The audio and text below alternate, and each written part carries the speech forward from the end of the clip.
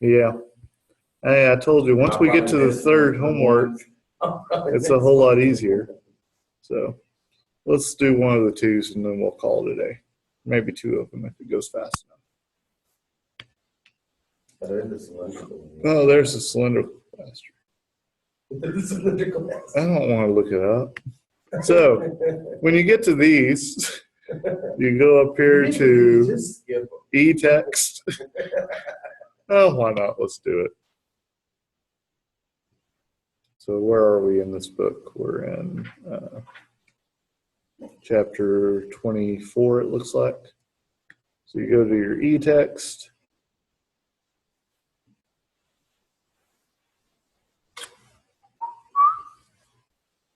No, I was going to be talking about looking it up in the book. I was going to be smart enough and tell you I don't have a book, and then I thought to myself, there's one on Yeah. there. Okay, let's just go to the beginning. I think it's pretty early.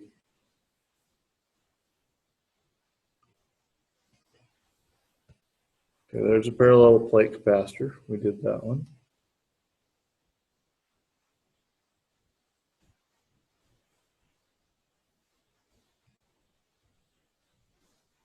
More parallel plate capacitor. Okay, so there's a spherical capacitor, and here's the cylindrical capacitor. So, yes, the answer's on the next page. So, Those are usually the popular ones. The capacitance is 2 pi epsilon naught L over log of RB over RA. So this is the two radiuses, and L's the length. So I mean, it's not like it's hard. It's just annoying to work out the first time. But since they work it out for you, 2 pi epsilon naught L over log of that. Okay.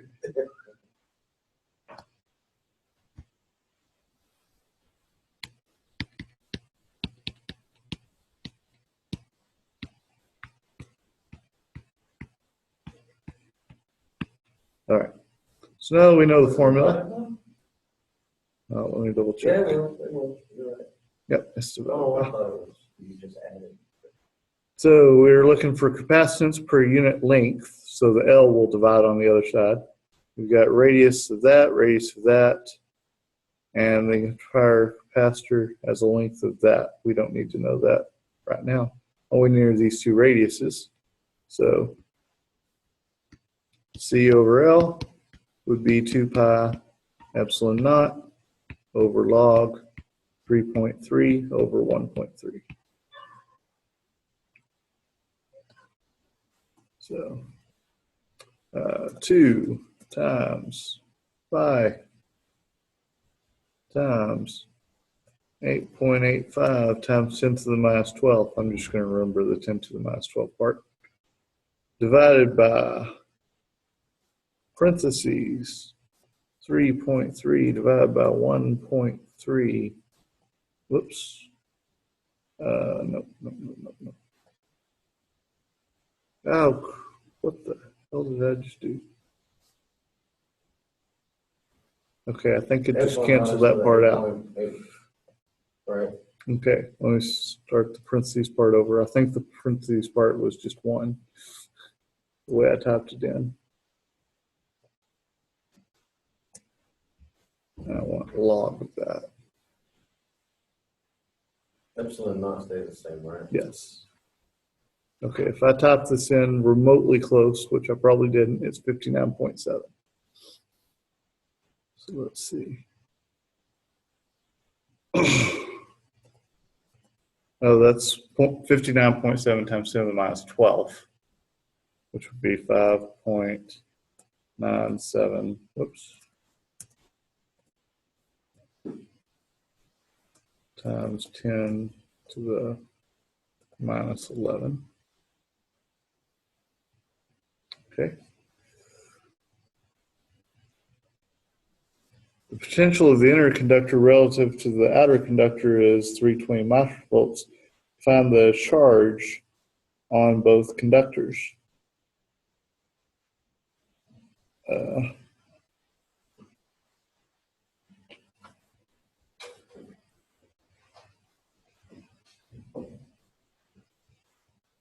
So I wish some means you could just Okay. hit E11, but Yeah. times 10 to the negative. maybe 2. So again, we're going to have to do that, we're going to have to go back to the explanation of how this thing works. What is it? It wanted the charge on both shells, which intuitively I would think they would be the same, but I guess they're not. Only difference is R in it.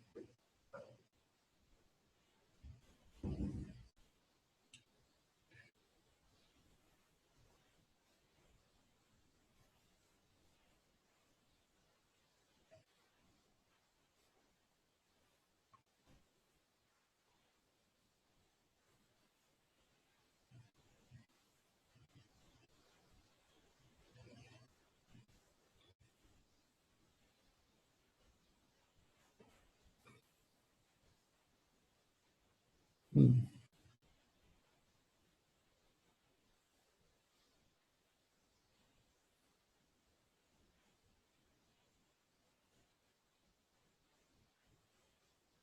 I still feel like they should be the same charge. Well, because we're running out of time. Let me cheat. I thought you were going to give up.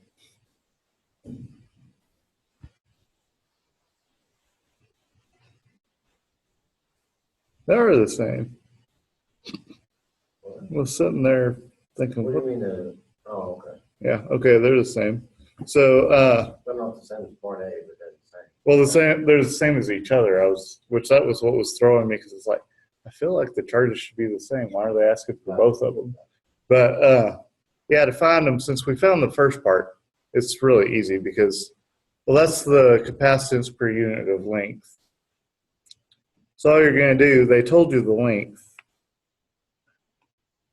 Go back to the problem. They told you the length. So if you take part A times the length, that's the capacitance of the whole thing, right? So to get the charge on each one, you're just going to do this 320 microvolts or millivolts. Okay, before I say it wrong. C is Q over V. So Q would be C times V. So you're going to go part A times length. That's the C. And then times the 320 that they gave you for V. That'll give you Q. All right. Then what? Okay. What's V? So V is in the problem. It's 320. Oh, okay.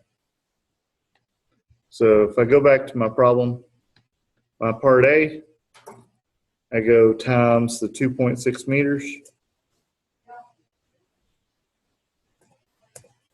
That's the capacitance of the whole thing. Well, times 10 to the minus 11th. And then times 320, or times 10 to the minus 12. So I've got that guy, and I had minus 12th, and then times minus third is minus 15th. So that'd be 4.97 times 10 to the minus 11th.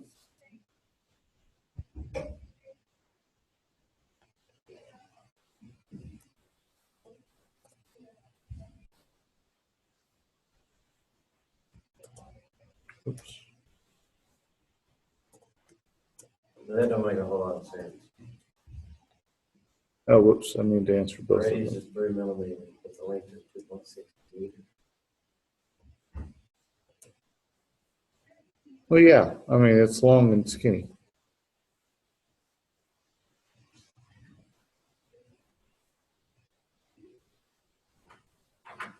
Oh, check your signs. I guess they're both negative.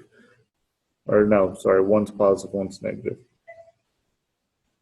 Oh, which one's going to be positive? Oh, no. I'm going to put the inside plus. Nope. Oh, it told me which one was wrong. I should have read more completely the check your signs. Okay. Anyway, so does that make a little bit of sense now? All